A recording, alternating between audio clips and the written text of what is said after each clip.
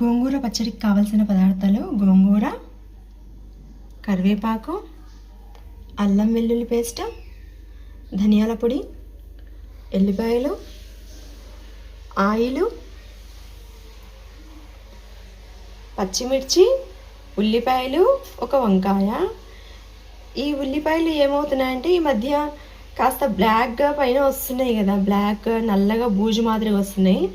అలా వచ్చినప్పుడు ఆ పైన లేయర్ మొత్తం తీసేసి యూజ్ చేసుకోండి, కానీ అలాగే కడిగి అలా చేయకండి, అది హెల్త్కి మంచిది కాదు. ముందుగా స్టవ్ వెలిగించుకొని ఆయిల్ వేసుకుందాము.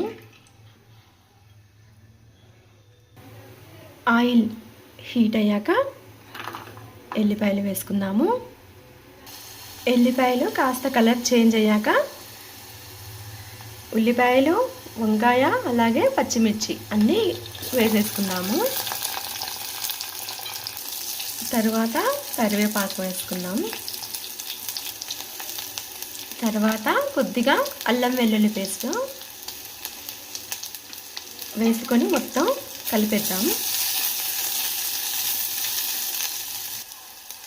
ఒక్క 1 మినిట్ మూత పెట్టేద్దాము. మూత పెడితే అవి మెత్తగా మగ్గిపోతాయి.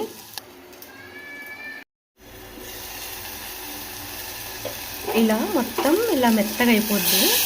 ఈ మొత్తం ప్రాసెస్ చిన్న మంట పైనే చేసుకోవాలి. గోంగూర పెట్టేద్దాం. ఇప్పుడు మొత్తం కలిపేసుకుందాం.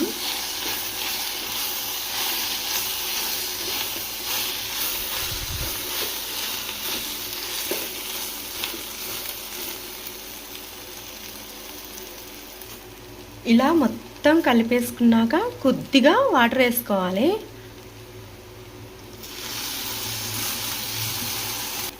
నెక్స్ట్ ధనియాల పొడి వేసి ఒక 5 మినిట్స్ మూత పెట్టేద్దాం. ఇలా ఉడికేటప్పుడు కొద్దిగా అలా కలుపుకోవాలి. కలుపుకొని ఇంకొక 1 మినిట్ మూత పెట్టేద్దాము. ఇలా మెత్తగా అయ్యాక మన టేస్ట్కి తగ్గట్టు ఉప్పు వేసుకొని మెత్తగా ఎనుపుకోవాలి.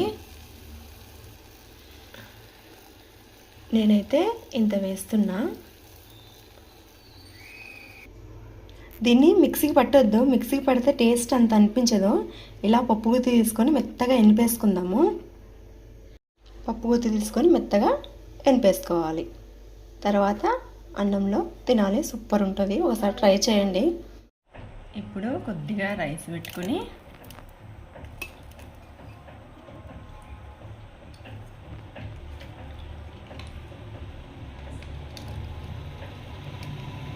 కుండలో చేసిన గోంగూర పచ్చడి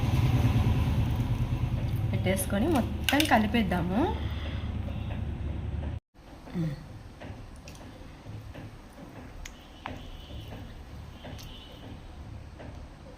ఎట్లుంది చిన్న? బాగుంది.